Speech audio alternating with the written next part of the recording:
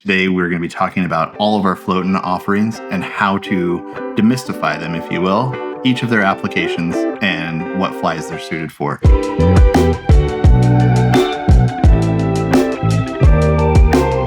So as you can see, there's a lot of options out here on the table, most of which all seem to do the same thing, which is to keep your fly riding high on the stream so you can catch more trout. We're going to start out over here with some of our more well-known and somewhat universal floatants, and we'll give you a brief explanation of that. So we have Aquel. Aquel is highly recognized. It's our number one floatant in the lineup. It is temperature stable. It's like putting a rain jacket on your fly before you go fishing. It's going to keep the water out. It's going to provide a barrier so your fly will float higher longer. It is not CDC safe. Next up is my personal favorite, which is Loxa. Loxa is a little bit lower viscosity, meaning it's thinner. It's a little harder to manage, especially when those temperatures get really hot midsummer, but it is CDC safe. Works probably the best out of most of our floatants that I use. It is a little bit more expensive, a little more technology built in there. And then we have our super good friend, Royal Gel. It's a cool floatant. If you're fishing that trico hatch and you want a little bit of a shimmer or a sparkle to your flies when the, say spinners are falling, this is going to give you that extra sheen and sparkle that you need. We have Fly Spritz. This is one that I like to use as a pre-treatment for flies, or you can just simply spray it on your fly, allow it to dry, continue along fishing. One of my favorite floatants is Fly Dip. This is the jack of all trades. It's total shake and bake. Shake it up, dip your fly all the way in, wet or dry. It displaces water.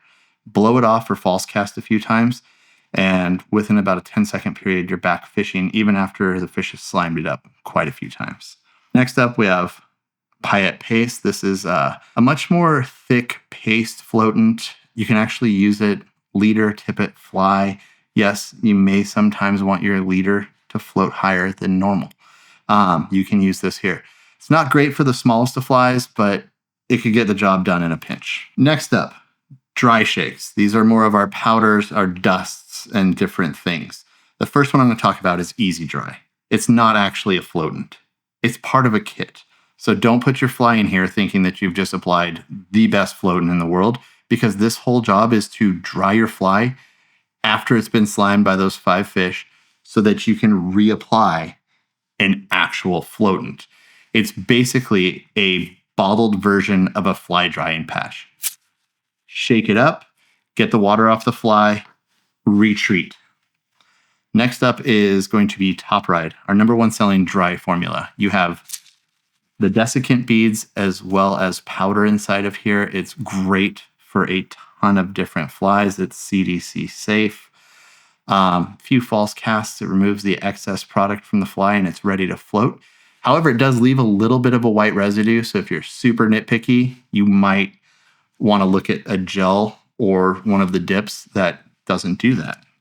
Last up is Loon Dust. You don't dip your fly in here. It's not that kind of a thing. It's more of an applicator, so you can pinpoint where you're putting your floating properties on your fly. If you're fishing an emerger and you need the tail end of the fly to sit down, you can coat just the wing and get that fly to sit in either an emergent stage or an ovipositing stage later in life with caddis.